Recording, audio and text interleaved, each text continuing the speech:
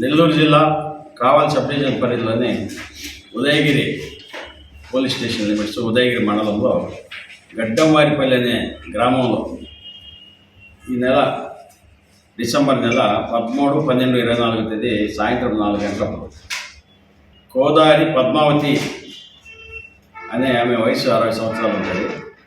ఆమె ఇంట్లో నుంచి వాళ్ళ గొడ్లు కాసుకునేదానికి ఒక కొట్టం ఉంటుంది. ఆ కొట్టం దగ్గరికి పోతా ఉండింది. ఆ టైంలో ఎవరో గుర్తు తెలియని వ్యక్తులు ఇద్దరు వచ్చేసి 2 వీలర్లో ఆమె మెడలో ఉన్న చైన్ని లాక్కున్నారు.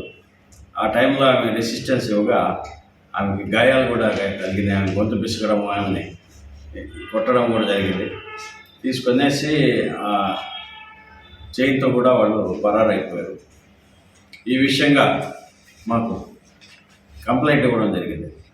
మేము 2-3 టీములు ఏర్పాటు చేసి ఇన్వెస్టిగేషన్ చేసాము. ఇన్వెస్టిగేషన్ మేరకు మాకు ఈ పనిచేసిన వ్యక్తులు 3 ఉన్నారని చెప్పి తెలిసింది.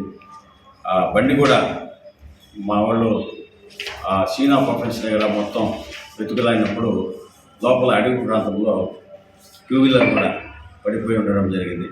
ఆ 2 వీలర్ని సీజ్ చేసుకున్నాము.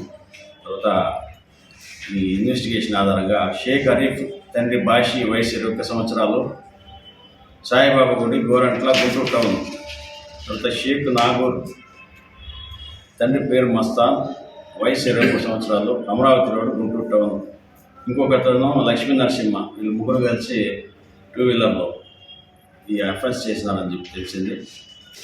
సోమల రేగడ ఎస్సీ కాలనీ దగ్గర 2 ముద్దాయిలు వాళ్ళు తిరుగాడుతున్నప్పుడు మా వాళ్ళు పట్టుకోవడం జరిగింది.